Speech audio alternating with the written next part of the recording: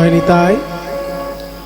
উপস্থিত সকল গৌর গোবিন্দ অনুরাগী ভক্তবৃন্দ, সবার শ্রীচরণে আমার কোটি কোটি দণ্ডবৎ প্রণাম। ভগবান শ্রীকৃষ্ণের ইচ্ছায়, শ্রী চৈতন্য মহাপ্রভুর কৃপায় আজকে আমরা সকলে সমবেত হয়েছি ভুবন মঙ্গল হরি সংকীর্তনের রস আস্বাদন করার জন্য। এইখানকার ছেলেরা যখন নিমন্ত্রণ জানিয়েছে তখন আমাকে বলেছে যে প্রায় 25 বছর আগে তাদের বাবা, কাকা, জ্যাঠা তারা কীর্তনে নিমন্ত্রণ করে আমাকে এনেছিলেন। 25 বছর পর ছেলেপিলেরা দায়িত্ব পেয়েছে, তারা আবার নিমন্ত্রণ করে আমাকে আনতে পেরেছে। এবং আমারও সৌভাগ্য যে আমি আপনাদের চরণের কাছে এসে উপনীত হতে পেরেছি। এটা আমাদের বড় ভাগ্যের ব্যাপার। ভগবানের গুণগান, ভগবানের নাম গান পরিবেশন করা যেমন বিরাট বড় ভাগ্যের ব্যাপার, তেমনি শোনাটাও বড় ভাগ্যের ব্যাপার। আমি এক্ষুনি যে সংস্কৃত শ্লোকটি বললাম, সেই শ্লোকটি স্বয়ং চৈতন্য মহাপ্রভু রচনা করেছেন। চৈতন্য মহাপ্রভু বেশি কিছু রচনা করেননি। বেদব্যাস যেমন অনেক কিছু রচনা করেছেন, রবীন্দ্রনাথ ঠাকুর যেমন অনেক কিছু রচনা করেছেন, অনেক বড় বড় কবি বাংলা ভারতবর্ষের বুকে এসেছেন, বিরাট সাহিত্য ভাণ্ডার আমাদের জন্য রেখে গিয়েছেন। কিন্তু চৈতন্যদেব বেশি কিছু রচনা করেননি। তার গুরুত্বপূর্ণ 8টি শ্লোক বেছে নিয়ে শ্রী রূপ গোস্বামী একটা কবিতা সংকলনের মধ্যে সযত্নে রক্ষা করেছিলেন। সেই কবিতা সংকলনটির নাম পদ্মাবলী। কিন্তু পরবর্তীকালে সাধারণ মানুষের ধরাছোঁয়ার বাইরে চলে যায় বইটি, কারণ পুরোটাই সংস্কৃত কবিতার বই। কঠিন বাংলাই সাধারণ বাঙালি বোঝে না, সে আবার সংস্কৃত কবিতা কি করে বুঝবে? কঠিন বাংলা সাধারণ বাঙালি বোঝে মন্দুরায় ভেসে অশ্ব, যদি মানে এটা হচ্ছে ইয়ের বাংলা, মাইকেল মধুসূদন দত্তের বাংলা। বলছে মন্দুরায় ভেসে অশ্ব, এর মানে কি? মানে এইটুকু লাইন পড়তে গেলে আপনাকে 3 বার ডিকশনারি খুলতে হবে। বাংলা ভাষা জানার জন্য বাংলা ডিকশনারি খুলতে হবে। বলছে মন্দুরায় রেশে অশ্ব। মন্দুরা মানে কি, রেশে মানে কি, আর অশ্ব মানে মোটামুটি অনেকেরই জানা আছে। অশ্ব মানে ঘোড়া, ঠিক আছে। ঘোড়া যখন বোঝা গেল, তাহলে আগের দুটো কি? রেশে, ঘোড়ার ডাককে শুদ্ধ ভাষায় বলে রেশা। হ্যাঁ, ঘোড়ার ডাকটাকে শুদ্ধ ভাষায় বলে রেশা। ঘোড়ার ডাক আমরা বাংলায় বলি, সেটা শুদ্ধ ভাষায় রেশা। এবার রেশা শব্দটা নাউন ফর্ম, কিন্তু সেটা এখানে ভার্বে পরিণত করে ব্যবহার করা হয়েছে। মানে বিশেষ্য শব্দটাকে ক্রিয়াপদে পরিণত করে ব্যবহার করা হয়েছে। রেশা এটা হচ্ছে একটা নাউন, মানে বিশেষ্য পদ, মানে ঘোড়ার ডাক। কিন্তু রেশে যখনই বলা হলো ঘোড়া ডাকছে, এইটা বোঝানোর জন্য রেশা শব্দটাকেই ক্রিয়ায় পরিণত করে দিয়েছে। তাহলে বিশেষ্য পদটাই ক্রিয়াপদে পরিণত হয়েছে, মানে নাউনটা ভার্বে পরিণত হয়েছে। এইগুলো বুঝতে হবে, তবে তো সে মাইকেল মধুসূদন দত্তের মেঘনাদ বধ কাব্য বুঝবে। মন্দুরায় ভেসে অশ্ব, শুধু এইটুকুই বোঝা বাঙালির কঠিন। হর্ষ মানে ঘোড়া, ঠিক আছে। রেশে মানে রেশা করছে, অর্থাৎ ডাকছে, ঘোড়া ডাকছে। কোথায়? মন্দুরায়। মন্দুরা মানে ঘোড়াশাল। ঘোড়া যেখানে থাকে সেটাকে ঘোড়শাল বলে বা ঘোড়াশাল বলে, সেটাকে আরো শুদ্ধ ভাষায় মন্দুরা বলে। তাহলে চিন্তা করুন, কঠিন বাংলা সাহিত্য বুঝতেই আমাদের একেবারে গলদঘর্ম অবস্থা। সংস্কৃত কবিতার সংকলন সাধারণ মানুষের কাছে কি করে পৌঁছবে? তাই কৃষ্ণদাস কবিরাজ ওই কবিতা সংকলন থেকে চৈতন্য মহাপ্রভুর 8খানা শ্লোককে নিয়ে নিজের চৈতন্য চরিতামৃত গ্রন্থের একদম শেষ অধ্যায়ে সাজিয়ে দিলেন যে যদি কেউ কোনোদিন চৈতন্য চরিতামৃত পাঠ করে তাহলে সে মহাপ্রভুর রচনা করা এই 8টি শ্লোক জেনে যেতে পারবে। তাই চৈতন্য চরিতামৃত কারোর বাড়িতে থাকলে একদম শেষ অধ্যায়ে এই শ্লোকটি আপনারা সবাই পাবেন। যাদের বাড়িতে চৈতন্য চরিতামৃত আছে এইখান থেকে যাবার পরেই তারা বাড়িতে চৈতন্য চরিতামৃত খুলবেন এবং অন্তিম অধ্যায়ে চলে যাবেন, কারণ চৈতন্য চরিতামৃত খুব কঠিন বই, চট করে বোঝা যাবে না। চৈতন্য চরিতামৃত বোঝার আগে খাম দশেক অন্যান্য সাধারণ বাংলা বই পড়ে নিতে হবে। যেমন গৌর পার্ষদ চরিতাবলী গৌড়ীয় মঠে কিনতে পাওয়া যায়। বাগবাজার গৌড়ীয় মঠে বেড়াতে যাবেন কখনো? গৌড়ীয় মঠে কিনতে পাওয়া যায় গৌর পার্ষদ চরিতাবলী, মানে চৈতন্য মহাপ্রভুর যারা পার্ষদ তাদের জীবনের কি কি ঘটনা সেটা ওই বইটার মধ্যে সুন্দরভাবে সাজিয়ে লেখা আছে। এইরকম ধরনের খান দশেক বই আগে পড়া থাকলে তবে চৈতন্য চরিতামৃত বুঝতে তার সুবিধা হবে। এই চৈতন্য চরিতামৃতের শেষ অধ্যায়ে যে 8টি শ্লোক মহাপ্রভু বলেছেন তার মধ্যে একটা এখন আমি উল্লেখ করেছি। তৃণাদপি সুনিচেন করুরিব সহিষ্ণুনা অমানিনা মানদেন কীর্তনীয় সদা হরিঃ। তৃণাদপি সুনিচেন করুরিব সহিষ্ণুনা অমানিনা মানদেন কীর্তনীয় সদা হরিঃ। হরি ওম হরি ওম হরি ওম হরি ওম হরি ওম হরি ওম হরি ওম হরি ওম হরি ওম হরি ওম হরি ওম হরি ওম। কি সুন্দর ভাবে মহাপ্রভু বললেন, শোনো স্বরূপ রাম রায় মানে দুজন প্রিয় বন্ধু। মহাপ্রভু তো অনেক বন্ধু আছেন, কিন্তু একসঙ্গে শেষ 18টা বছর যারা কাটিয়েছেন, একসঙ্গে অনেকগুলো বছর কাটিয়েছেন, এরকম বন্ধু মহাপ্রভুর একজনই আছে, তার নাম গদাধর। কারণ গদাধর নবদ্বীপ লীলাতেও মহাপ্রভুর সঙ্গে ছিলেন। আবার মহাপ্রভু যখন সন্ন্যাসী হয়ে চলে যান পুরীধামে, বাকি জীবনটা গদাধর মহাপ্রভুর জন্যই পুরীধামে কাটিয়েছেন। কাজেই গদাধর এমন একজন বন্ধু মহাপ্রভু যে নবদ্বীপ থেকে নীলাচল পর্যন্ত টানা 48টা বছরই তার সঙ্গে বন্ধুত্ব অটুট ছিল। কিন্তু পরবর্তীকালে যেহেতু গদাধর আলাদা একটি কৃষ্ণ সেবা নিয়ে পুরীধামে বাস করতেন, তাই গদাধরের কাছে গিয়ে খুব বেশি তত্ত্ব আলোচনা হয়েছে বলে জানা যায় না। গদাধর যখন ভাগবত পাঠ করতেন মহাপ্রভু সেইখানে গিয়ে শ্রবণ করতেন, এইটা জানা যায়। কিন্তু মহাপ্রভু যখন রাধা ভাবে ডুবে গিয়ে বিভোর হয়ে থাকতেন, সেই সময় মহাপ্রভুকে যারা গান শোনাতেন আর শাস্ত্রের বাণী শোনাতেন তারা হলেন দুজন।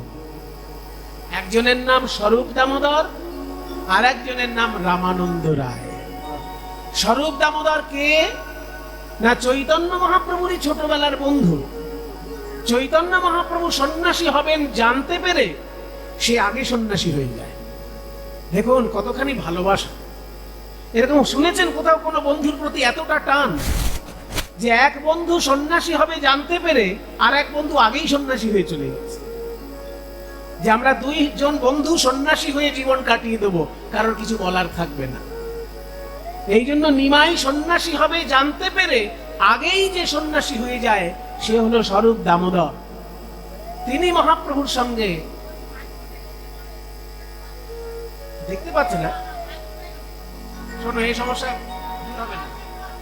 হ্যাঁ হ্যাঁ ঠিক ঠিক করছি করছি।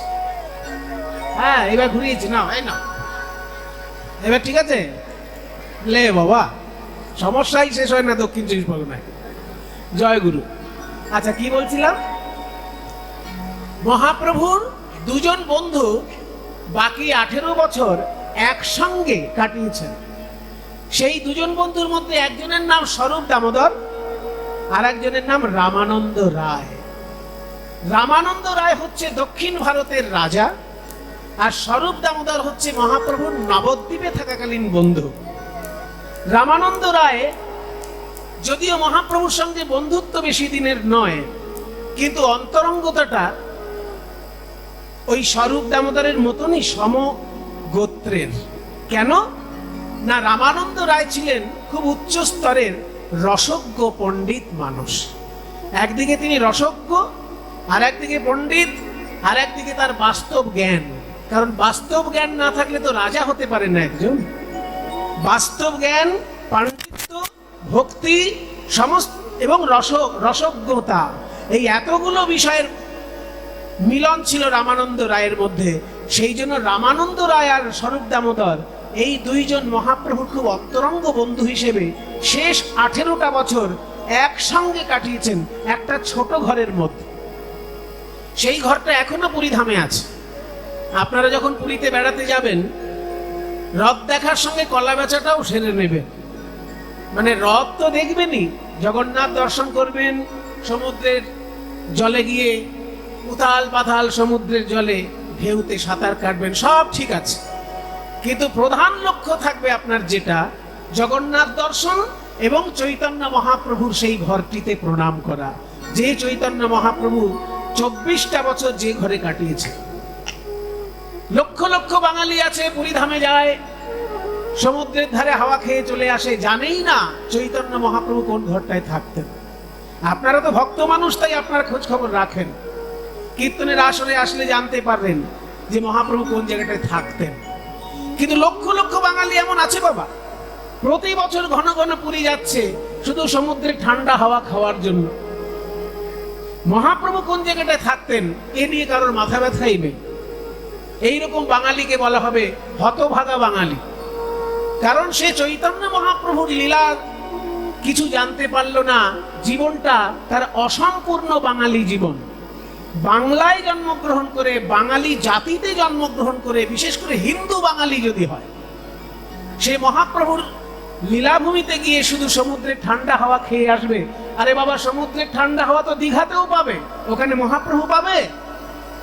সমুদ্রের ঠান্ডা হাওয়া তো বোম্বেতেও পাবে, ওখানে মহাপ্রভু পাবে। সমুদ্রের ঠান্ডা হাওয়া তো চেন্নাইতেও সি বিচে গিয়ে পাবে, গোয়াতে গিয়ে পাবে। গোয়ায় শুধু মদ খাওয়া আর ঢলাঢলি, গোয়ায় আছেটা কি? গেলেই শুধু দেখবেন ভদ্রলোকের মদ খেয়ে ঢলাঢলি যদি দেখতে চান তাহলে গোয়ায় যেতে হবে। এমনি সাধারণ গরিব লোকের মদ খাওয়া ঢলাঢলি রাস্তাঘাটে দেখতে পাবেন, কিন্তু ভদ্রলোকের মদ খেয়ে ঢলাঢলি যদি দেখতে চান তাহলে গোয়ায় আপনাদের জীবনে একবার যেতে হবে। আরে সেখানে তো মদ খেয়ে ঢলাঢলি আছে, সমুদ্রের ধারে ঠান্ডা হাওয়া আছে, চৈতন্য মহাপ্রভু কোথায়? তোমার ভাগ্য ভালো যে তুমি বাংলায় জন্মগ্রহণ করেছো। যদি পুরীতে তুমি বেড়াতে যাও কখনো, অবশ্যই জগন্নাথ দর্শন করবে, প্রসাদ পাবে, কিন্তু চৈতন্যদেব যে ঘরটায় থাকতেন সেই ঘরটায় একবার গিয়ে অন্তত প্রণাম করবে। ঘরটা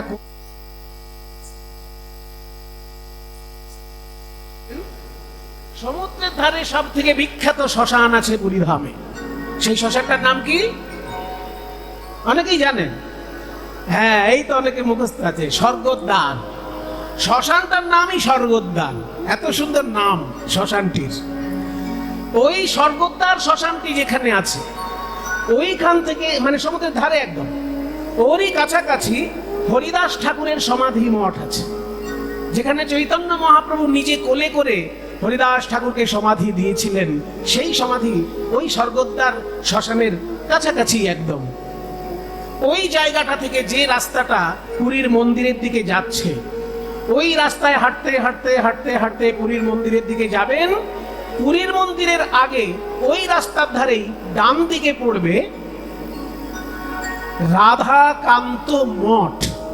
মন্দিরটার নাম হচ্ছে রাধাকান্ত মঠ, কিন্তু সবাই তাকে গম্ভীরা মঠ বলে জানে। রাধাকান্ত মঠ বা গম্ভীরা মঠ দুটো নামই একটা মন্দিরের। গম্ভীরা কেন নাম? না, গম্ভীরা শব্দের অর্থ হচ্ছে গোপন ঘর। আগেকার দিনে রাজা জমিদারদের বাড়িতে দেওয়ালের সঙ্গে একটা গোপন ঘর থাকতো। দেওয়ালের সঙ্গে একটা গোপন ঘর থাকতো, যে ঘরে গয়নাগাটি, দলিল দস্তাবেজ লুকিয়ে রাখা হতো। সেইটাকে বাংলায় বলে চোরা কুটুরি। চোরা কুটুরি, কারণ দেওয়ালের সঙ্গে লাগানো আছে, বাইরের লোক জানে না, শুধু আত্মীয় স্বজন জানে, ওই জন্য নাম চোরা কুটুরি। ওই উড়িষ্যার রাজা যিনি গুরুদেব, তার নাম কাশীনাথ মিশ্র।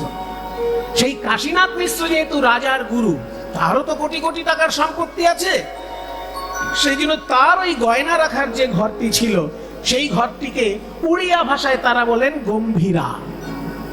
আমরা যেটা বাংলায় বলি চোরা কুটুরি বা মাল ঘর, সেইটাকেই উড়িয়া ভাষায় বলা হয় গম্ভীরা। ওই গম্ভীরা মধ্যে চৈতন্যদেব ছিলেন।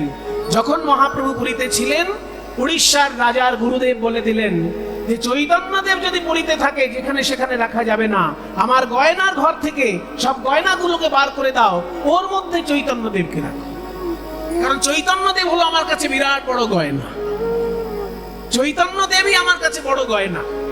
আমার কাছে জগন্নাথের পরে এই চৈতন্যদেবের স্থান, সেই জন্য চৈতন্য আমার কাছে গয়না, ওনাকে ওই গয়নার ঘরেই রাখো।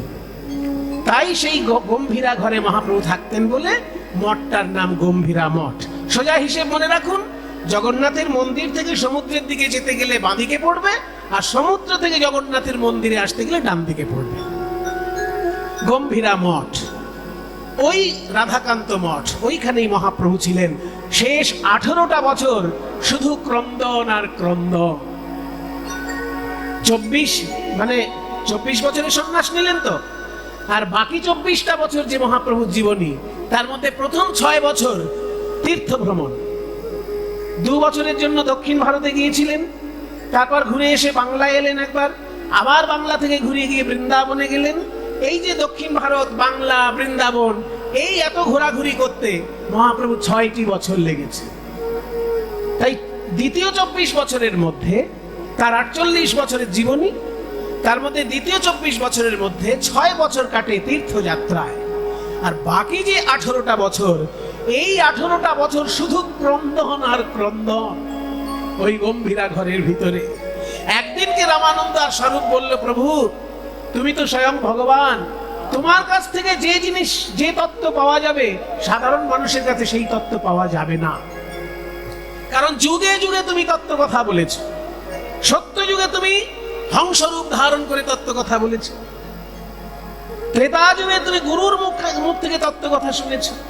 ত্রেতা যুগে রামচন্দ্র তত্ত্ব কথা শুনেছেন কার কাছে? কে বলতে পারে? এই তো দেখুন, যারা জানার ঠিক, এইদিকে একটা আওয়াজ পেলাম, বশিষ্ঠ বলে। হ্যাঁ, বশিষ্ঠ ঋষির কাছে আধ্যাত্মিক তত্ত্ব কথা শুনেছিলেন রামচন্দ্র ত্রেতা যুগে, এবং সেইটা নিয়ে আলাদা একটা বই লেখা হয়ে গেল। আপনারা শুনলে অবাক হবেন, পুরো রামায়ণে যত শ্লোক আছে, তার থেকে বেশি শ্লোক আছে সেই তত্ত্ব কথার গ্রন্থে। পুরো বাল্মীকি রামায়ণে শ্লোক সংখ্যা হচ্ছে 24,000। 24,000 পুরো বাল্মীকি রামায়ণে। শ্রীমদ্ ভাগবতের শ্লোক সংখ্যা 18,000, তাই আমাদের পড়া হয়ে ওঠে না। আর বাল্মীকি রামায়ণের শ্লোক সংখ্যা হচ্ছে 24,000। আর বশিষ্ঠ ঋষির সঙ্গে রামচন্দ্রের যে তত্ত্বকথার আলোচনা, ওই আলোচনাময় যে একটা রামায়ণ আছে, তার নাম যোগ বাশিষ্ঠ রামায়ণ। কারণ যোগ দর্শনের তত্ত্বকথা, ব্রহ্মজ্ঞানের তত্ত্বকথা, সেইখানে আলোচনা হয়েছে রামচন্দ্রের সঙ্গে বশিষ্ঠ ঋষির। এবং সেই আলোচনা করতে যে গ্রন্থটি তৈরি হলো জানেন, তার শ্লোক সংখ্যা হচ্ছে 32,000। এই হচ্ছে আমাদের এত বড় বড় শাস্ত্র সাহিত্য রয়েছে। শ্রীমদ্ ভাগবত পড়তেই হিমশিম খায় লোকে।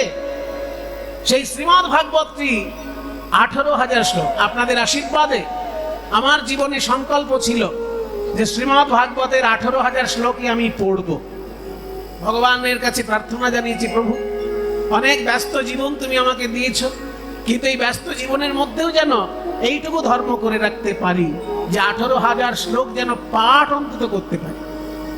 তা আপনাদের আশীর্বাদে আমি সংকল্প নিয়ে 3 বছর পুরো 18,000 শ্লোক পাঠ করতে পেরেছি।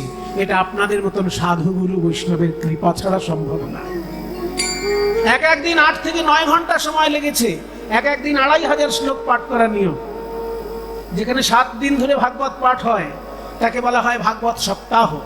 সেই ভাগবত সপ্তাহ আমার নিজের বাড়িতে আমি 3 বছর পর পর করেছি। আমি নিজে পাঠ করেছি 18,000 শ্লোক 3 বছর পর পর। তবে কি একজন পণ্ডিতকে ডেকে এনে পাঠ করতে বলেছি, কারণ যদি কোনো ত্রুটি বিচ্যুতি আমার মুখ থেকে বেরিয়ে যায় তাহলে তো অকল্যাণ হতে পারে। সেই জন্য পণ্ডিতের মতন পাঠ করেছেন, কিন্তু আমিও তার সঙ্গে শ্রীমদ্ ভাগবতী পুরোটা 1 সপ্তাহ ধরে প্রতিদিন 2,500 শ্লোক। শ্রীমদ্ ভগবত গীতায় মাত্র 700টি শ্লোক আছে, তাই লোকে পড়তে গিয়ে কত রকমের অজুহাত দেখায়, আমার সময় নেই, আমি বুঝতে পারি না, আমার উচ্চারণ হয় না। আরে বাবা, তোমার অত ঝামেলার কি আছে? বুঝতে পারো না, বুঝবে পরে, আগে একবার পুরোটা পড়ে নাও। তোমার উচ্চারণ হয় না, ভগবান কি বলেছে যে এই উচ্চারণ ঠিক করে করতে না পারলে আমি নরকে এসে তাকে গরম তেলে ভাজা করব? বলেছে কি? তোমার যদি ভুল উচ্চারণ হয়েই যায় তাতে কি এমন হবে? ভগবান তো কোথাও বলেনি যে গীতা পড়তে গিয়ে যদি কারোর ভুল উচ্চারণ হয় নরকে গিয়ে গরম তেলে তাকে ভাজা হবে। জীবনে কোথাও দেখে। কাজে যখন পাপের সম্ভাবনা নেই তুমি কেন করবে না? উচ্চারণ নাই হোক, বুঝতে নাই পারো, শুধু ভগবানের বাণী মনে করে অন্তত জীবনে একবার, বছরে একবার হলে আরো ভালো, আর রোজ একবার হলে তো কথাই নেই, কিন্তু বছরে অন্তত একবার হলেও শ্রীমদ্ ভগবত গীতার 700টি শ্লোক প্রত্যেকটি মানুষের পড়া দরকার। মাত্র 700 শ্লোক সেখানে। আর শ্রীমদ্ ভাগবত মহাপুরাণে 18,000 শ্লোক পড়তে 1 সপ্তাহ লাগে, প্রতিদিন 2,500 শ্লোক পড়তে হয়। আর দেখুন বাল্মীকি রামায়ণের শ্লোক হচ্ছে 24,000, আর তত্ত্বকথামূলক বশিষ্ঠের সঙ্গে রামচন্দ্রের যে আলোচনা সেইটা শুধু লেখা হয়েছে 32,000 শ্লোকে। বইটির নাম যোগ বাশিষ্ঠ রামায়ণ। কাজে হে ভগবান, তুমি সত্যযুগে হংসরূপে জ্ঞান দিয়েছ, তুমি আবার ত্রেতা যুগে কপিল মুনি রূপে মায়ের কাছে জ্ঞান বিতরণ করেছো। তাহলে সত্যযুগে তুমি হংস, ত্রেতা যুগে তুমি কপিল মুনি রূপে জ্ঞান দিয়েছো, আবার দ্বাপর যুগে তুমি অর্জুনকে লক্ষ্য করে কুরুক্ষেত্রের মাঠে দাঁড়িয়ে জ্ঞান বিতরণ করেছো। কাজে তোমার মুখ থেকে যে তত্ত্ব কথাটা বেরোবে সেটা সাধারণ লোকের মুখ থেকে পাবো না। তুমি দয়া করে আমাকে বলো কোন উপায়ে হরিনাম করলে ওই গোলকের প্রেম লাভ হয়। মানুষের প্রেম লাভ হওয়াটা কঠিন, কিন্তু অসম্ভব নয়। কারণ ভাগ্য ভালো থাকলে সে মানুষের প্রেম পেতে পারে। কি বাবা, মা স্নেহ করতে পারে, আবার ভাগ্য খারাপ হলে মা কোনো সন্তানের প্রতি কঠোর হতে পারে। বাবা স্নেহ করতে পারে, কিন্তু ভাগ্য খারাপ থাকলে কোনো বাবা সন্তানের প্রতি কঠোর হতে পারে। স্বামী ভালোবাসতে পারে, কিন্তু ভাগ্য খারাপ থাকলে স্বামী অত্যাচার করতে পারে। স্ত্রী ভালোবাসতে পারে, কিন্তু ভাগ্য খারাপ থাকলে স্ত্রীও প্রেমহীনা হতে পারে। কাজে ভালোবাসা মানুষের মধ্যে পাওয়া সম্ভব যদি ভাগ্য ভালো থাকে এবং যদি নিজের দায়িত্ববোধটা ঠিক থাকে, তাহলে ভালোবাসাটা মানুষের মধ্যে পাওয়া সম্ভব। কিন্তু হাজার চেষ্টা করে গোলকের প্রেম চেষ্টা করে কেরামতি করে পাওয়া সম্ভব নয়। গৌর সুন্দর, তুমি স্বয়ং ভগবান, তুমি হলে রাধা কৃষ্ণের মিলিত তনু, তুমি দয়া করে বলো কোন উপায়ে হরিনাম করলে ওই গোলকের প্রেম হৃদয়ে আসবে। সেই সময় চৈতন্য মহাপ্রভু এই শ্লোকটি বলেছিলেন। দেখুন বাংলায় কৃষ্ণদাস কবিরাজ বলছেন, যে প্রকারে নাম লইলে প্রেমের উদয় হয় তাহার লক্ষণ শ্লোক শুনো স্বরূপ রাম রায়। তাই না? এবার পরিষ্কার হলো, যে প্রকারে নাম লইলে মানে যে উপায়ে হরিনাম করলে পরে প্রেমের উদয় হয়। এখানে প্রেম বলতে জাগতিক প্রেমের কথা বলা হচ্ছে না। জাগতিক প্রেম খুবই মূল্যবান, কারণ প্রেমহীন একটা মানুষের জীবন মানে যান্ত্রিক জীবন, প্রেমহীন একটা মানুষের জীবন মানে ভয়ঙ্কর কষ্টকর জীবন। কাজেই মানুষের মধ্যে বাস করে যদি মানুষের ভালোবাসা লাভ করেন এ আপনার বহু ভাগ্যের ব্যাপার, কিন্তু তার থেকে আরো সৌভাগ্যের ব্যাপার যদি এই মনুষ্য জীবনে কেউ গোলকের প্রেম লাভ করে। সেই গোলকের প্রেম লাভ করতে গেলে ভগবানের নামটা ঠিক করে করতে হবে। কোন উপায়ে নাম করলে গোলকের প্রেম পাওয়া যাবে সেইটাই মহাপ্রভু বলেছেন এই শ্লোকে।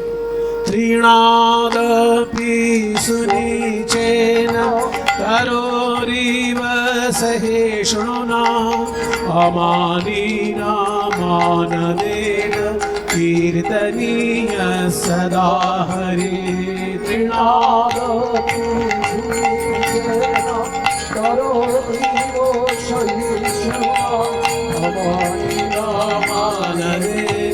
कीर्तनीय सदा हरि ओम हरि ओम हरि ओम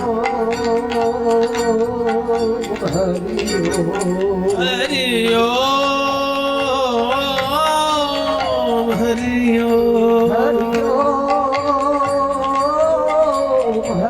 ओम हरि ओम हरि ओम हरि ओम। স্বরূপ দামোদর আমাদের জন্য আমাদের মুখের দিকে তাকে আমাদের উন্নতির কথা চিন্তা করে আমাদের দিব্য সুখের কথা চিন্তা করে মহাপ্রভুকে প্রার্থনা করেছেন, বলো প্রভু কোন উপায়ে হরিনাম করলে এই মনুষ্য জন্মে ঈশ্বরের প্রেম পাওয়া যায়। তখন মহাপ্রভু বললেন চারটি উপায়, চারটি উপায় অবলম্বন করে কেউ যদি হরিনাম গাইতে পারে, হরিনাম শুনতে পারে, হরিনাম জপ করতে পারে, তাহলে সে দিব্য প্রেম পাবে পাবে পাবে। সেই চারটি উপায় কি কি? প্রথম উপায় বললেন তৃণাদপি সুনিচেন, ঘাসের থেকেও বেশি করে নিচু হতে হবে। ঘাস তো নিচু আছেই, তুমি তার থেকেও নিচু হবে। বলে এই রে, প্রথমেই তো একটা ঝামেলার কথা, আত্মসম্মানে বড় ঘা লাগছে। আমি মানুষ, পৃথিবীর মধ্যে ভগবানের সব থেকে শ্রেষ্ঠ জীব আমি, মাথা উঁচু করে আমাকে দাঁড়িয়ে জীবনে এগিয়ে যেতে হবে। আমি কেন ঘাসের থেকে নিচে নামবো? এইটাই আমার প্রথম আপত্তির জায়গা।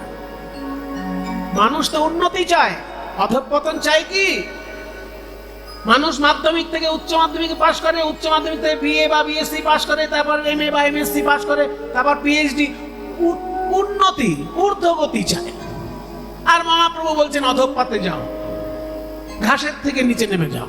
এই আমি কোন দুঃখে ঘাসের থেকে নিচে নামবো? বলছে দুঃখে নয়, শিক্ষা লাভ করার জন্য ঘাসের থেকে নিচে নাম।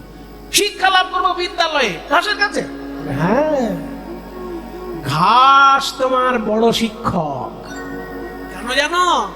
বিদ্যালয়ের শিক্ষক তোমাকে শিক্ষা দেবেন, মাসের শেষে মাইনে নেবেন, কিন্তু ঘাস তোমাকে শিক্ষা দেওয়া সত্ত্বেও মাইনে নেবে না। ঘাস কি এমন শিক্ষা দিচ্ছে মশাই যা বিদ্যালয়ের শিক্ষক দিতে পারবে না? শোনো, কি শিক্ষা দিচ্ছে তুমি জীবন দর্শন দিয়ে উপলব্ধি করো। ঘাসকে যদি কেউ বাড়িয়ে দিয়ে চলে যায়, ঘাস কি তাকে গালাগালি দেয়? বরং ঘাস তার দুটো উপকার করে। কি? সেই লোকটার পায়ে যাতে কাঁকর না ফোটে, তাই কাঁকর আর চরণ এই দুটোর মাঝখানে একটা মধ্যস্থতা করে সে গদির কাজ করে। আপনি ঘাসের উপর যখন পা রাখলেন, ঘাসের নিচে যে কাঁকরটা আছে ওটা আপনার পায়ে ফুটলো না, তার মানে আপনাকে রক্ষা করলো ঘাস। প্রথম উপকার। দ্বিতীয় উপকার, আপনি জীবনে ঘাসে জল দেননি, আপনি ধানে জল দেন, আপনি ধানে সার দেন, কিন্তু ঘাসে আপনি কখনো জল দেননি, ঘাসে কখনো সার দেননি, কিন্তু তবু ঘাস আপনাকে অক্সিজেন দিচ্ছে। ঘাসের সাধ্যমতো দিচ্ছে। ঘাস ছোট একটা, যেহেতু ছোট্ট একটা গাছ, সে তার মতন দিচ্ছে, সে যতটুকু অক্সিজেন দিতে, সে তো গোটাটাই পাতা, ওই জন্য তার গোটা গায়ে অক্সিজেন। আম গাছে যেমন শুধু পাতাগুলোই অক্সিজেন, ডালপালায় অতটা অক্সিজেন নেই, কিন্তু ঘাস তো পুরো পাতাটাই তো তার পুরো গাছ। সেই জন্য ঘাস তার পূর্ণ সাধ্য দিয়ে, পুরো জীবনটা দিয়ে আপনাকে অক্সিজেন দিচ্ছে। আবার আপনার পায়ের তলায় যাতে কাঁকর ফুটে না যায় সেই জন্য গদির কাজ করছে। কিন্তু আপনি ঘাসের কোনো উপকার করেন না, ঘাসকে পাড়ি দিয়ে চলে যান। এইটাই ঘাসের কাছ থেকে শিক্ষা, যে কেউ তোমার উপকার করুক না করুক, তুমি আপন মনে সকলকে উপকার করে এগিয়ে যাবে। এই এত বড় শিক্ষা কিন্তু বিদ্যালয়ে পাওয়া যাবে না। বিদ্যালয়ে পাওয়া যাবে না এই শিক্ষা, এটা ঘাসের কাছে গিয়েই শিখতে হবে। তাই ঘাস যেহেতু তোমার শিক্ষক, তুমি ঘাসকে উঁচু স্থান দেবে আর নিজে ঘাসের থেকে নিচে নামবে, কারণ শিক্ষককে সবসময় উঁচুতে স্থান দিতে হয়। তাই চৈতন্যদেব বলছেন ঘাসের কাছে শিক্ষা নাও, ঘাসের থেকে নিচে নামো। নিচে নামলে দুটো জিনিস পাবে, ঘাসের কাছে শিক্ষা পাবে, আর ওই ঘাসের নিচে আছে ভক্ত পদধূলি, সেই ভক্ত পদধূলি পাবে। তাই মহাপ্রভু প্রথম কথা বললেন যে আগে নিচু হতে শেখো ঘাসের থেকেও, তবে তুমি দিব্য প্রেম পাবে। এটা প্রথম শর্ত। দ্বিতীয় উপায় কি বলছে? 4টে উপায় করে হরিনাম গাইলে তবে প্রেম পাবে। প্রথম উপায় হলো ঘাসের থেকে নিচু হও। দ্বিতীয় উপায় কি বললো? তৃণাদপি সুনীচেন, তারপর বলছে তররিব সহিষ্ণুনা। তর ইব, একটু ব্যাকরণটা বুঝে নিন।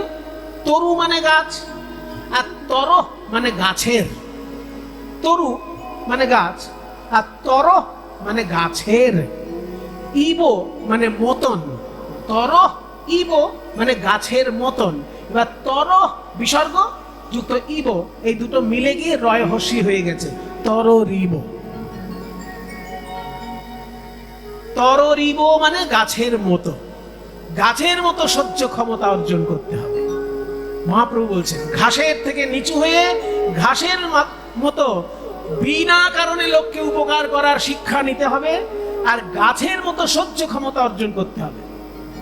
গাছের সহ্য ক্ষমতা কেমন? এই যে বর্ষা আসলেই আমরা মাথায় ছাতা ধরি, শীত আসলেই আমরা গায়ে কাঁথা নিই, কিন্তু বর্ষা আসলে গাছ কি ছাতা ধরে? শীত আসলে গাছ কি গায়ে কাঁথা দেয়? তাহলে ছাতা আর কাঁথা এটা ছাড়া আমরা চলতে পারি না। কিন্তু গাছ দেখো শীতকালেও যেমন দাঁড়িয়ে আছে, বর্ষাকালেও তেমন দাঁড়িয়ে আছে, আবার কঠিন গরমকালে কাঠ ফাটা রোদ্দুর, তখনও গাছ নিশ্চিন্তে দাঁড়িয়ে আছে। মজার ব্যাপার, গরমে সবাই সিদ্ধ হয়ে অর্ধেক হয়ে যায়, আর গাছের উপর যত গরম বেশি পড়ে তত আম বেশি মিষ্টি হয়। গাছ দেখাচ্ছে আমাদেরকে, শিক্ষা দিচ্ছে যে সহ্য ক্ষমতা আমার মতো অর্জন করো। শীতকালে আমি কাঁথা নিই না, বর্ষাকালে আমি ছাতা নিই না, গরমকালেও আমি ছায়া চাই না, আমি ছায়া দিই। আবার আমি মানুষকে মিষ্টি মিষ্টি ফল দিই, আমার পাতা দিই, আমার ফসল দিই, যেভাবে হোক মানুষের কল্যাণ করি। তাহলে এই যে গাছের মতন সহ্য ক্ষমতা যদি কেউ অর্জন করতে পারে, সে কঠিন কঠিন কাজ জীবনে করে দেখাতে পারবে।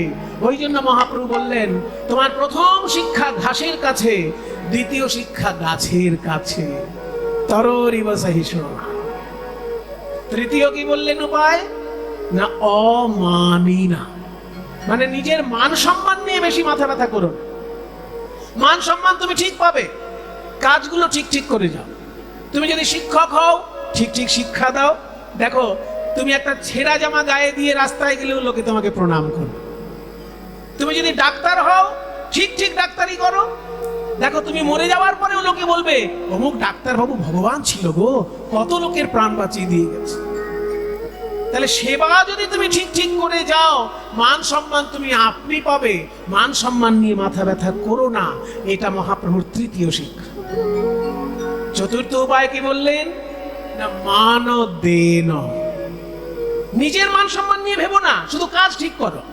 মান সম্মান তোমার জন্য রাখা আছে, মরে যাবার পরেও পাবে সম্মান। প্রত্যেকটি বিদ্যালয়ে 25শে বৈশাখ রবীন্দ্রনাথ ঠাকুরের জন্মদিন পালন করা হয়। রবীন্দ্রনাথ ঠাকুর কি বেঁচে আছেন? কিন্তু তাকে সম্মান জানানোর জন্য 25শে বৈশাখ প্রতিটি বাঙালির হৃদয়ের একটা ভাবনার দিন। ঠিক তেমনি চৈতন্য মহাপ্রভুর জন্মদিন দোল পূর্ণিমা। দোল পূর্ণিমার দিন যখন আমরা রং খেলি, আগে চৈতন্য মহাপ্রভুকে স্মরণ করে প্রণাম জানাই। কেন? তিনি আমাদের এমন কিছু দিয়ে গেছেন যে লক্ষবার প্রণাম করলেও তার প্রতি কৃতজ্ঞতা আমাদের শোধ হবে না।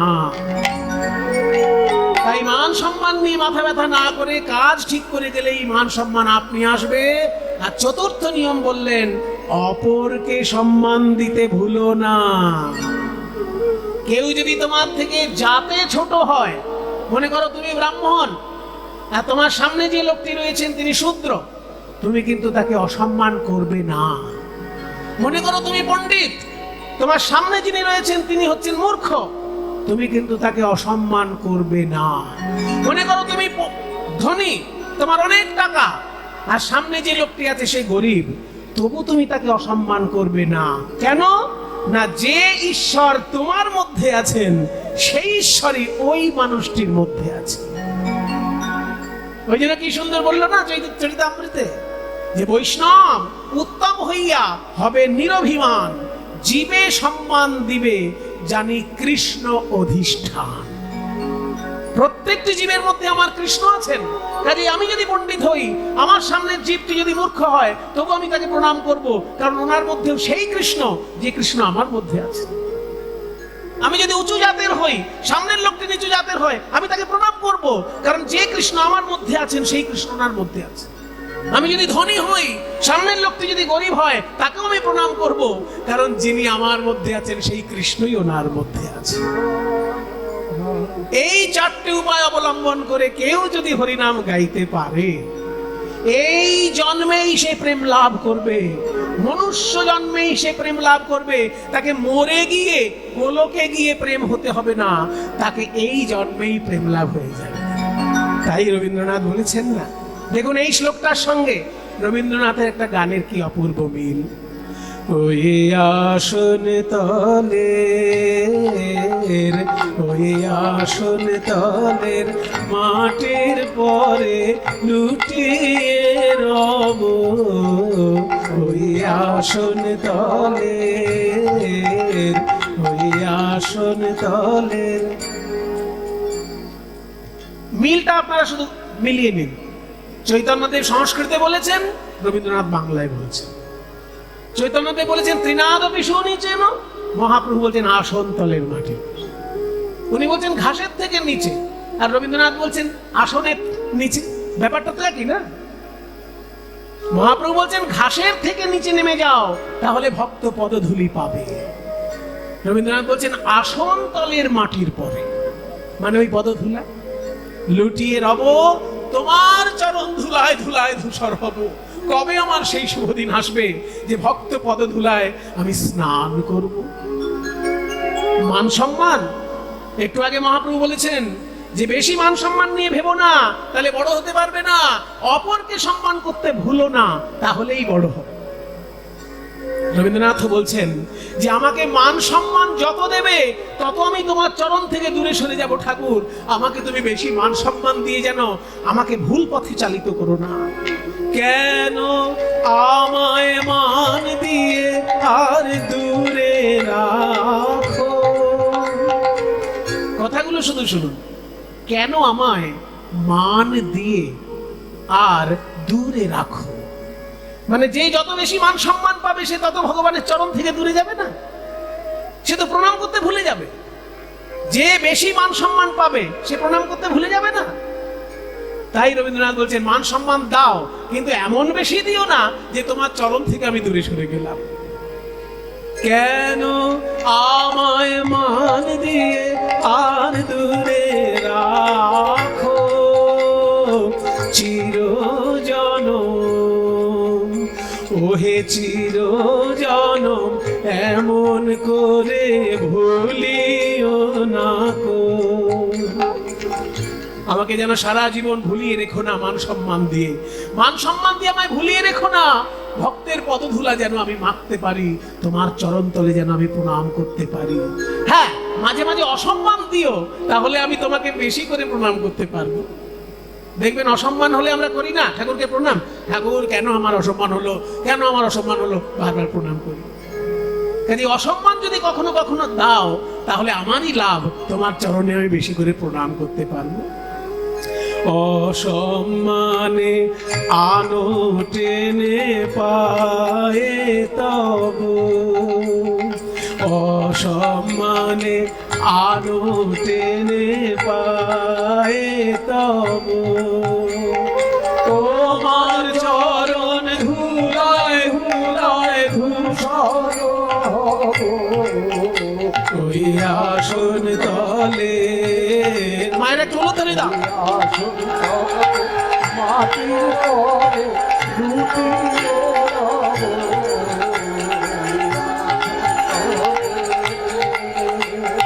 তোমার চরণ ধুলায় ধুলায় ধূসর হব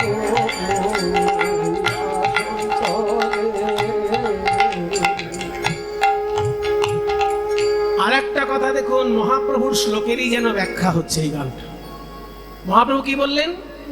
মানা দেনা কীর্তনীয় সদা হরি। অপরকে সম্মান দিয়ে সবসময় কীর্তন গান গাইবে, অপরকে সম্মান দিয়ে সবসময় হরিনাম গাইবে। তাহলে অপরকে সম্মান দিতে গেলে কি করতে হবে? যদি কোথাও খাবারের ব্যবস্থা হয়, আগে অন্যকে এগিয়ে দিতে হবে, নিজেকে পিছনে থাকতে হবে। দাদা প্রসাদ দিচ্ছে, আপনি যান, আপনি যান, আমি আছি, আমি নেব, না পেলে আপনার থেকে একটু নেব। তাহলে অপরকে আগে এগিয়ে দাও, নিজে পিছনে থাকো, এটাই তো সম্মান দেওয়া। আমি তোমার যাত্রী দলের রব পিছে, স্থান দিও হে আমায়, স্থান দিও হে আমায় তুমি সবার নিচে। পুরো মহাপ্রভুর কথাগুলো যেন নিজের ভাষায় বলছেন রবীন্দ্রনাথ। মহাপ্রভু বলেছেন অপরকে সম্মান দিতে ভুলো না। এই দেখুন রবীন্দ্রনাথ বলছেন, আমি তোমার যাত্রী দলের রব পিছে, স্থান দিও হে তুমি আমায় সবার নিচে, সবার নিচে। স্থান দিও হে আমায়, স্থান দিও হে আমায় তুমি সবার নিচে। প্রসাদের জন্য যখন ভিড় হয়, ঠেলাঠেলি হয়, আমি সবার পিছনে দাঁড়িয়ে থাকবো। সবার হলে পরে আমি প্রসাদ নেব। আমার কপালে যদি না জোটে, আমি রাস্তায় তাকিয়ে দেখবো কোথাও একটুখানি পড়ে আছে কিনা, ওখান থেকে কণা মাত্র মুখে নেব। প্রসাদ লাগি কতই লোকে আসে ধেয়ে, প্রসাদ লাগি কতই লোকে আসে ধেয়ে, আমি কিছু ওহে আমি কিছু চাইব না তো রইব চেয়ে, আমি কিছু চাইব না তো রইব চেয়ে। সবার শেষে, সবার শেষে যা বাকি রয় তাহাই লব, সবার শেষে যা বাকি রয় তাহাই লব। তোমার চরণ ধুলায় ধুলায় ধূসর হব ওই আসন তলে, ওই আসন তলে মাটির পরে লুটিয়ে রব ওই আসন তলে। আপনারা অনেক কষ্ট করে ছুটে এসেছেন, বহু দূর দূর থেকে ছুটে এসেছেন। এইখানকার ছেলেরা, দাদারা সবাই কীর্তনের যে ব্যবস্থা করেছেন, তাদেরকে সবাই মিলে পূর্ণ সহযোগিতা করুন। ওনারা ভিক্ষার আঁচল নিয়ে আপনাদের কাছে যাচ্ছে। এই মন্দিরের ঠাকুরের সেবায় এবং কীর্তন সেবায় আপনারা প্রাণ ভরে দান করে সহযোগিতা করবেন। ওনারা যাচ্ছেন আপনাদের কাছে আঁচল নিয়ে, যে যেমন পারবেন প্রাণ ভরে গৌর গোবিন্দ সেবার জন্য আপনারা দান করবেন। নিতাই গৌর প্রেমানন্দে হরি বল। তাহলে একটা জিনিস আমাদের কাছে পরিষ্কার হলো যে মহাপ্রভু বলছেন চারটে উপায় অবলম্বন করে কেউ যদি ভগবানের নাম করে, এই জন্মেই সে কৃষ্ণ নাম, কৃষ্ণ প্রেম পাবে। হরে নাম বলো ভাই, হরে নাম, হরে নাম বলো ভাই, হরে নাম বলো ভাই, হরে নাম বলো ভাই, হরি নাম বলো ভাই, হরি নাম বলো ভাই, হরে নাম বল ভাই, কৃষ্ণ নাম বল ভাই,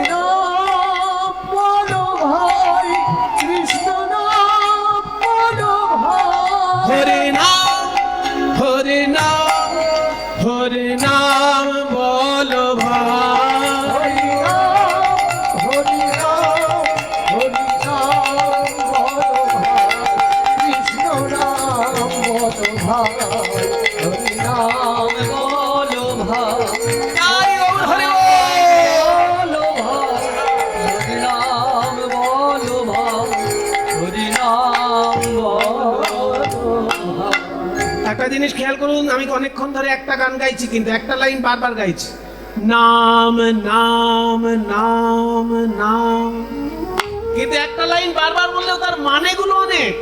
বলি আগে তো নাম, আগে তো নাম, আগে তো নাম, আগে তো নাম, ওরে নাম নাম, তুই নাম নাম, আগে তো নাম, আগে তো নাম, নাম নাম নাম নাম, আগে তো নাম, আগে তো নাম, আগে ওরে তো বলবি মধুর হরি নাম, নাম নাম, আগে তো নাম। ও তুই পরে বলবি মধুর হরি নাম, আগে তো নাম, আগে তো নাম। জয় নিতাই। এত সুন্দর একটি শ্রীমদ্ ভগবত গীতা দান করলেন। মূল শ্লোকের সম্পূর্ণ ভাবার্থ সম্বলিত লেখা আছে। শ্রীমদ্ ভগবত গীতা ভারতবাসীর একটা বিরাট বড় সম্পদ এবং অহংকার করার মতো সম্পদ। আজকে আমি দুটো কথা আপনাদেরকে বলবো, যেটা আমি আগে কখনো বলিনি।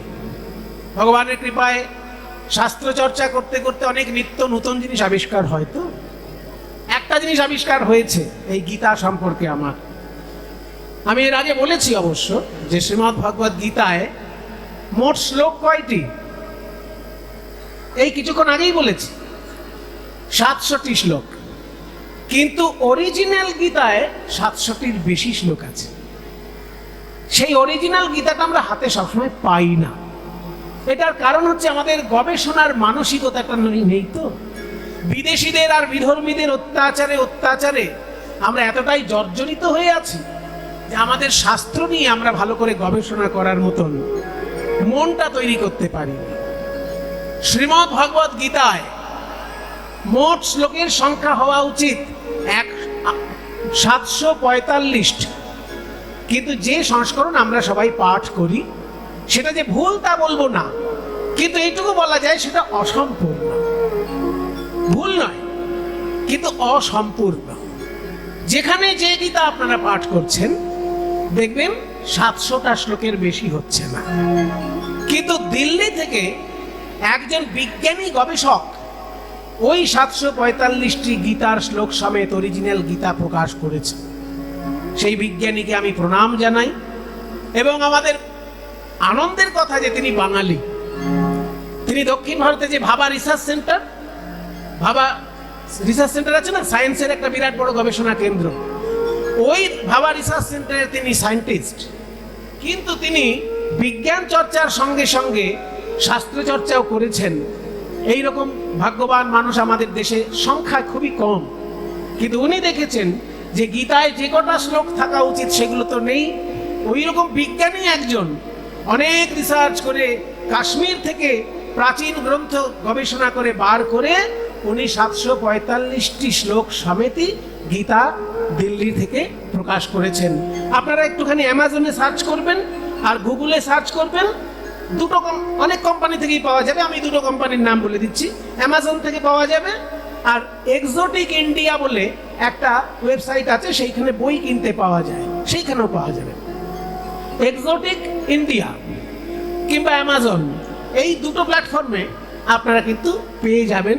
শুধু লিখবেন অরিজিনাল ভগবত গীতা বা অরিজিনাল গীতা লিখলেও হবে, উইথ 745 ভার্সেস, মানে 745টি শ্লোক সমেত অরিজিনাল গীতা। এই নামটা আপনি অ্যামাজনে কিংবা এক্সোটিক ইন্ডিয়ায় সার্চ করলে পেয়ে যাবেন। এইটা একটা তত্ত্ব আবিষ্কার হয়েছে। আর একটা তত্ত্ব আবিষ্কার হয়েছে, সেটা হলো ভগবান শ্রীকৃষ্ণ যখন অর্জুনের জন্য কুরুক্ষেত্রের মাঠে দাঁড়িয়ে গীতার তত্ত্ব পরিবেশন করছেন, তখন কিন্তু উনি সব যে নিজের কথা বলছেন তা নয়, অন্যের কথাও কিন্তু প্রয়োজনে ব্যবহার করছেন। সেই রকম দুটো শ্লোক পাওয়া গেছে যেখানে উনি বিদুরের থেকে ধার নিয়ে কথা বলেছেন। বিদুর, মহাভারতের যে অসামান্য চরিত্র বিদুর, ধৃতরাষ্ট্র এবং পাণ্ডুর ভাই সেই বিদুর কিন্তু মহাপণ্ডিত ছিলেন, নীতিশাস্ত্রের সব থেকে বড় পণ্ডিত। মহাভারতের চরিত্রদের মধ্যে নীতিশাস্ত্রে সব থেকে বেশি নিপুণ যিনি, তিনি হলেন বিদুর। সেই বিদুর যখন নীতি কথা বলেছিলেন ধৃতরাষ্ট্রকে, কখন বলেছিলেন আপনাদের যদি মনে না থাকে একবার মনে করিয়ে দিচ্ছি। যখন বিরাট রাজার দরবারে ধরা পড়ে গেল পঞ্চপাণ্ডব, তারা 12 বছর ধরে বনভ্রমণ করতে করতে তারপর 1 বছর তারা অজ্ঞাতবাস করেছিল। যখন এক বছর ধরে অজ্ঞাতবাস করেছিল, তার আগে থেকেই তারা কিন্তু ব্রাহ্মণ রূপে নিজেদেরকে লুকিয়ে রেখেছিল। ব্রাহ্মণ রূপ ধারণ করে পঞ্চপাণ্ডব বনে বনে ঘুরত এবং অজ্ঞাতবাসে থাকত। কেন ব্রাহ্মণ রূপে থাকতেন না? ক্ষত্রিয় রূপে থাকলে পরে যদি কেউ চিনে নেয়, দুর্যোধনকে গিয়ে বলে দেবে, অমনি দুর্যোধন তাদের ক্ষতি করবে। সেই জন্য কেউ যাতে চিনতে না পারে, ওই জন্য পঞ্চপাণ্ডব ব্রাহ্মণ রূপ ধারণ করে তারা বনে বনে ঘুরত। তা ব্রাহ্মণ আর ক্ষত্রিয় এই দুজনকে চেনার উপায় কি ছিল তখনকার দিনে? এগুলো সবাই জানে না বাবা, শুনে নেওয়া ভালো, জেনে নেওয়া ভালো। পৈতে তখনকার দিনে 3টে প্রকৃতির মানুষেরই থাকতো, ব্রাহ্মণ, ক্ষত্রিয় এবং বৈশ্য। এই 3 জাতিরই পৈতে থাকতো, কিন্তু 3টে জাতির পৈতে 3টে রঙের থাকতো। ব্রাহ্মণের পৈতে থাকতো সাদা, ক্ষত্রিয়ের পৈতে থাকতো লাল, আর বৈশ্যের পৈতে থাকতো হলুদ।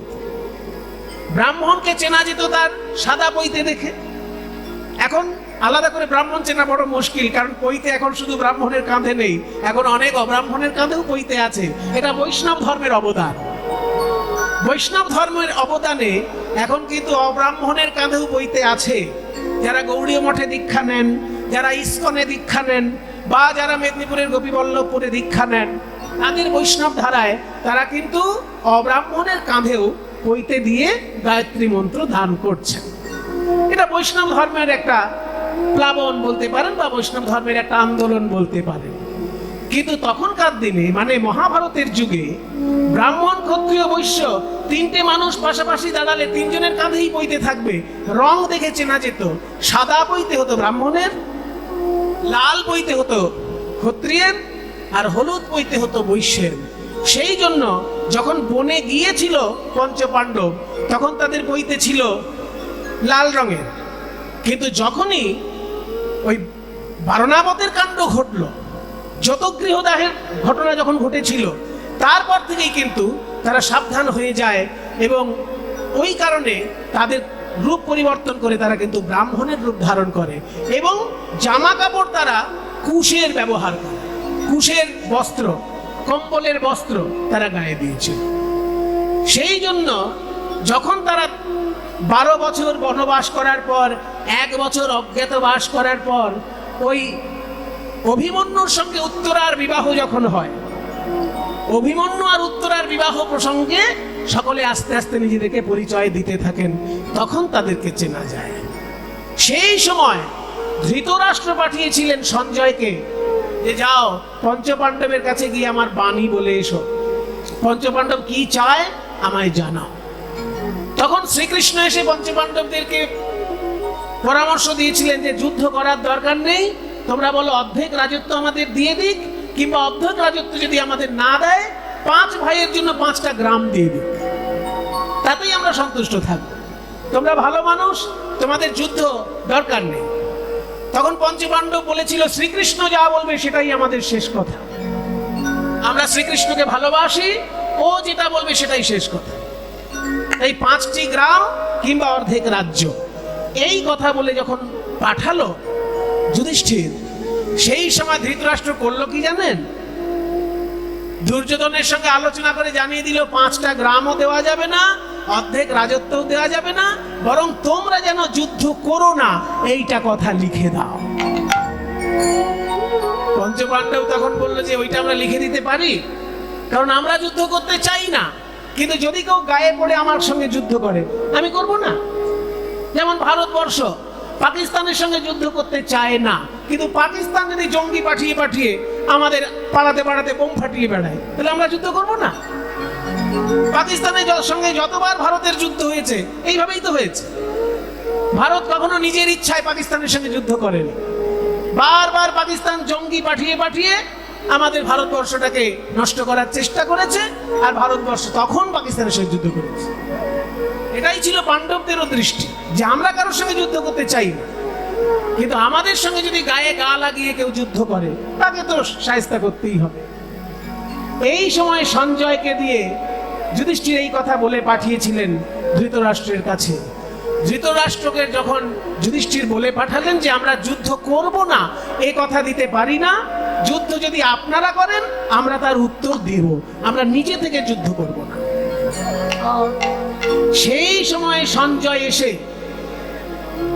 ধৃতরাষ্ট্রকে যা তা কথা শুনিয়েছিলেন, বলেছিলেন যে আপনি আমাদের মধ্যে একজন গুরুজন, কিন্তু আপনি পাণ্ডবদেরকে নিজের ছেলে বলে মনে করেন না। শুধু দুর্যোধন আর ওই 100 ভাইকেই শুধু আপনি ছেলে বলে মনে করেন। আপনার মতন দুর্ব্যবহার ওই পাণ্ডবের কাছে আমি কখনো পাইনি। আপনাকে যা বলার কাল সকালে বলবো, এখন কিছু বলবো না।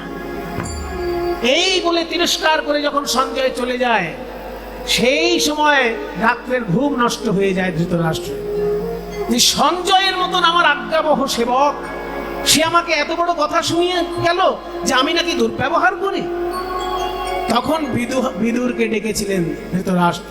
বিদুর, তুমি এসে আমাকে বলো আমি কি সত্যিই দুর্ব্যবহার করি? আমি তোমার কাছে নীতি তত্ত্ব জানতে চাই। এই সময় বিদুর নীতি বলেছিলেন, আপনারা যদি এটা কেউ মানে নিজেরা চর্চা করতে চান তাহলে আমি বলে দিচ্ছি, বাড়িতে যদি মহাভারত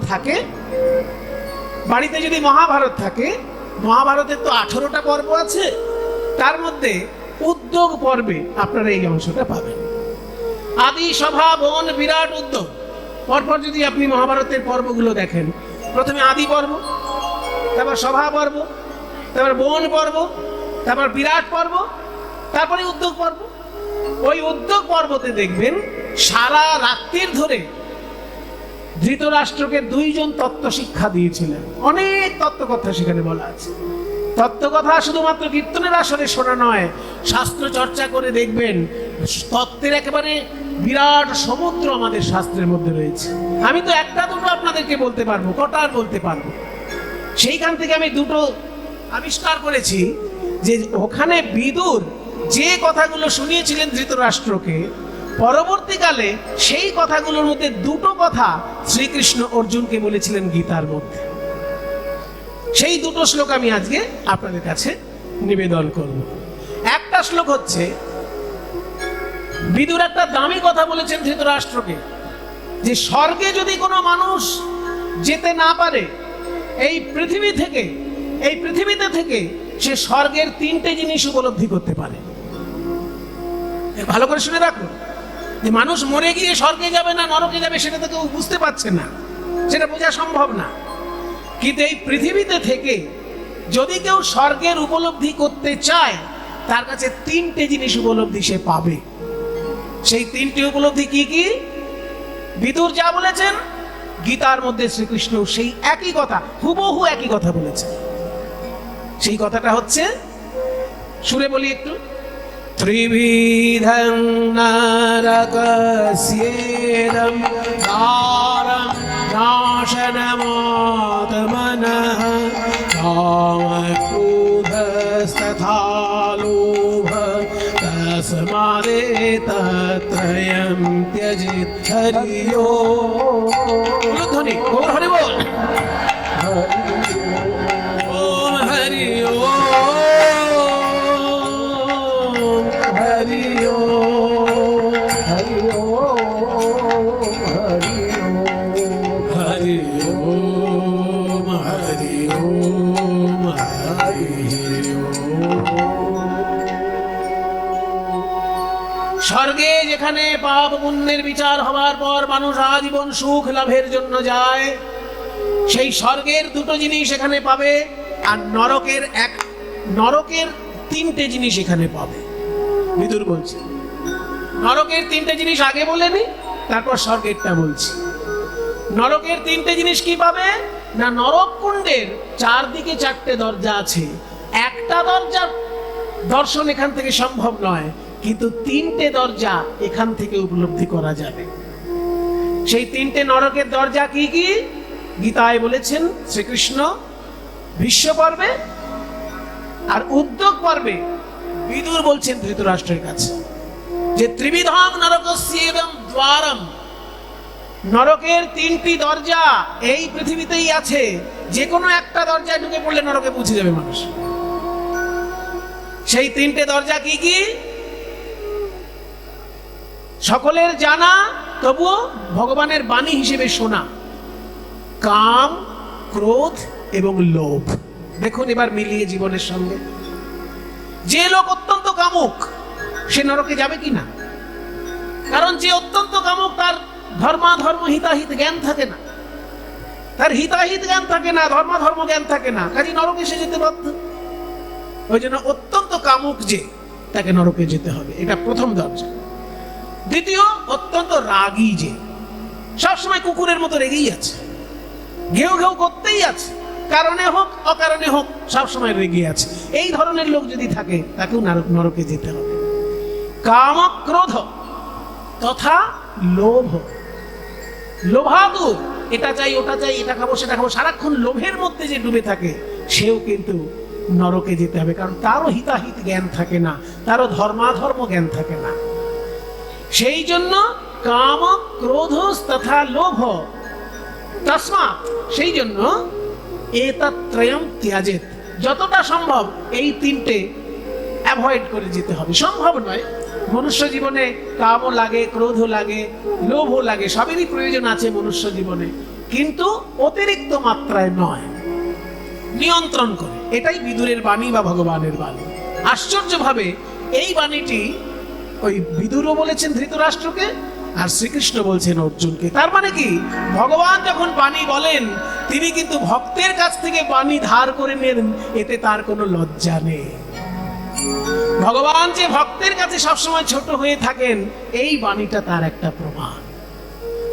ভগবান তো নিজে বানিয়ে সব বলতে পারতেন, সব নিজে বানিয়ে বলেন। বেদ বেদান্ত থেকে বলেছেন বাণী, আর এই বিদুরের থেকে যেমন দুটো বাণী ধার নিয়েছেন, একটা বাণী এইটা, আর একটা হচ্ছে, আর একটা বলি, হরি ওম হরি ওম হরি ওম হরি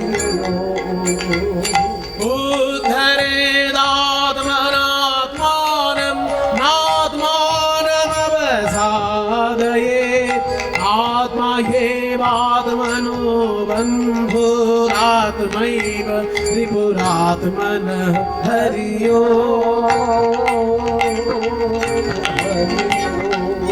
হরি ওম হরি ওম হরি ওম হরি ওম হরি ওম। ভগবানের বাণী এবং বিদুরের বাণী বলছে উদ্ধারের আত্মনাত্মানম, আত্মা দিয়ে আত্মাকে উদ্ধার করবে। খুব জটিল কথা হয়ে যাচ্ছে, কিন্তু আত্মা দিয়েই আত্মাকে উদ্ধার করবে। নাত্মানম অবসাদয়েত, আত্মাকে কখনো অবসন্ন করবে না। আত্মা হ্যেবাত্মনো বন্ধু, আত্মাই আত্মার বন্ধু। আত্মাই রিপুর আত্মনা, আত্মাই আবার আত্মার শত্রু হতে পারে। এটা ব্রহ্মজ্ঞানের কথা। সমস্ত কিছুর মধ্যে যেহেতু আত্মা আছে, আমার শরীরটার মধ্যেও আত্মা আছে, আমার মনের মধ্যেও আত্মা আছে, আমার শত্রুর মধ্যেও আত্মা আছে, আমার মিত্রের মধ্যেও আত্মা আছে, সকলের মধ্যে যেহেতু আত্মা বিরাজ করছে, তাই দেখবেন কোন কোন মানুষ আপনাকে অধঃপতনে পাঠাতে পারে, আবার কোন কোন মানুষের সান্নিধ্য আপনাকে গোলকে পৌঁছে দিতে পারে। তাই বলছে আত্মা দিয়েই আত্মাকে উদ্ধার করবে। তার মানে কি, সৎসঙ্গের মধ্যে দিয়ে জীবনটাকে এগিয়ে নিয়ে যাবে ভগবানের চরণে। এই যে বাণী ভগবান বলেছেন, এটাও বিদুরের কাছ থেকে ধার করা। আর যেটা বলছিলাম, নরকের দরজা এই পৃথিবীতে বসে দেখা যায়, তিনটে দরজা।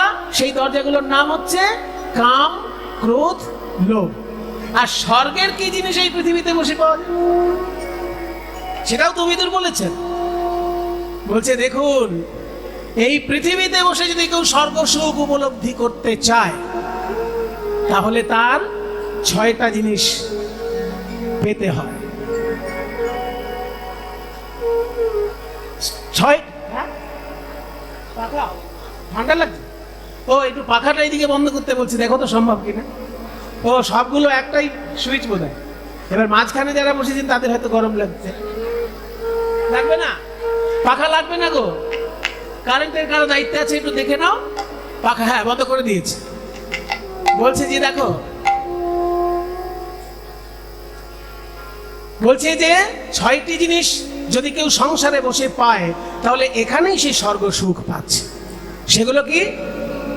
সেগুলো হচ্ছে বিদ্যা অর্থাগম নিত্যম, বিদ্যার্থগম নিত্যম চ নিত্যম, ভার্যা চ প্রিয়া প্রিয়বাদিনী চ, পুত্রস্য বশ্যোऽর্থকরী চ বিদ্যা, ষড়েতে ভূমৌ স্বর্গসুখানি রাজন।